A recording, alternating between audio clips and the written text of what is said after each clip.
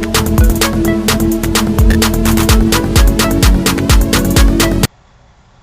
you're hauling flammable or the limited quantity, they still pay you the same hazmat rate. So you don't get a higher rate for a certain type of hazmat. You just get the same rate, whether they pay you an extra $150 or whatever the company you decide to go with pay for hazmat.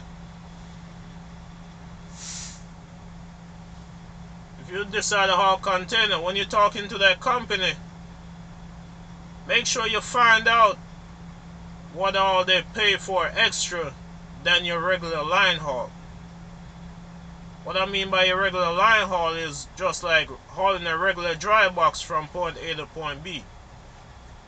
Some of them pay you extra for if it's a flat rack, cause you gotta strap it. Some of them pay you for the straps. It depends on how much straps you put on there. They pay you differently. Some of them pay you extra for hazmat. Some of them pay you extra for tankers. Some pay extra for overweight.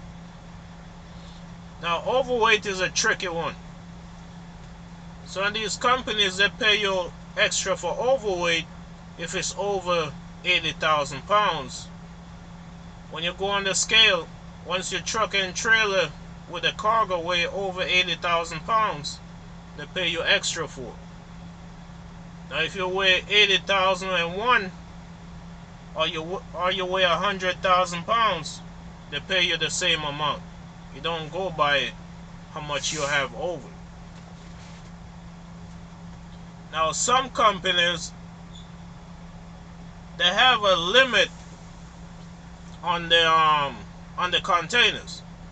So like for example a 20 foot dry box, they might say anything over 30,000 pounds in there is considered overweight. And some of them don't look on it like that. They just do the regular 80,000 pounds. So that's something you need to ask the carrier that you're looking to go run for, whether you're looking to go lease on or you're going as a company,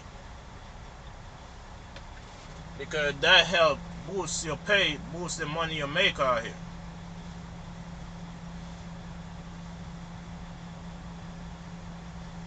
Bolt cutters. Some of these customers you go to, they don't have a bolt cutter to cut the seal.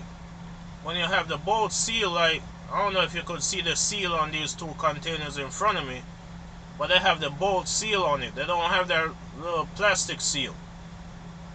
So it's good to have a bolt cutter. You could get that from Harbor Freight. You could get it from Home Depot or Lowe's. It's good to have a bolt cutter. You don't have to have it, but it'll help you out if you do.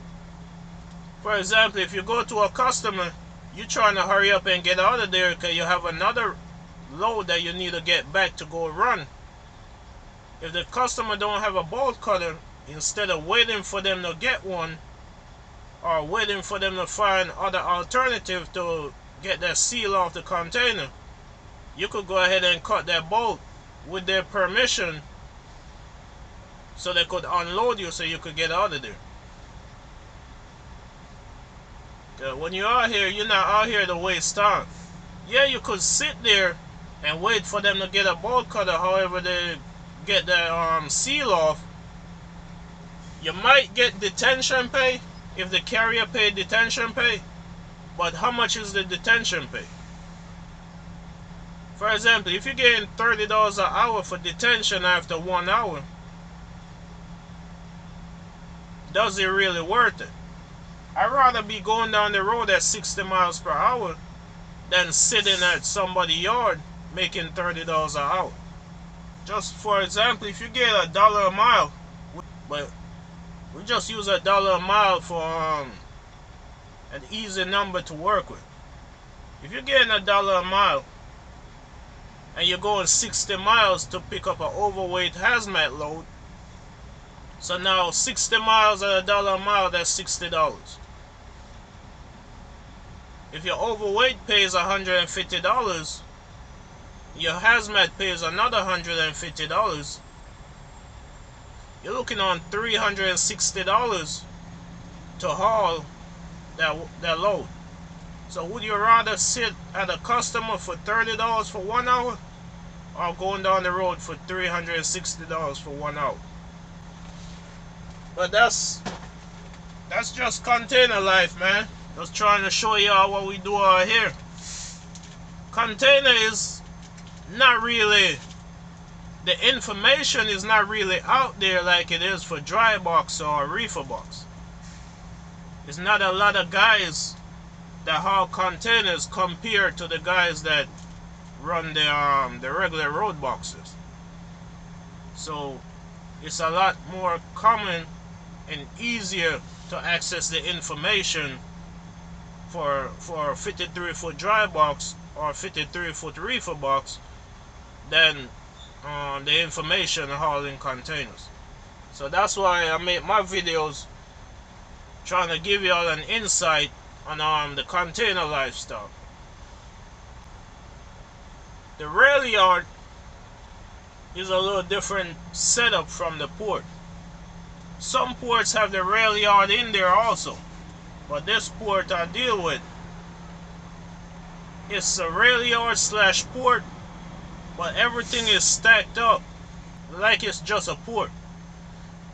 With a rail yard, you have the train come in. Most rail yards, the train come in and they set the containers on the chassis if they have time. Like if the train came yesterday and they unload the train, once they have enough chassis to set the containers on it, they go ahead and set the containers on it.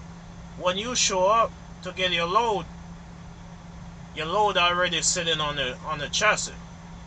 With a port, a lot of ports, the load's not sitting on the chassis. You gotta grab a chassis and then you gotta get in line, go through the interchange, back in the stack, and they come put the box on you.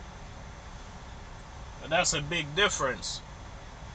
Now the downside of the rail yard is that if they already put that container on the chassis and there's something wrong with the chassis, your two options: either go get the container taken back off the chassis and go switch your chassis, or take it to the shop and have them fix the chassis.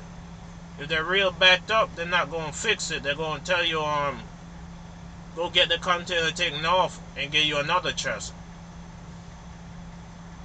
But once you get a container already on the chassis and the chassis good, it's a faster transaction and an easier transaction to get out of the rail yard compared to the port.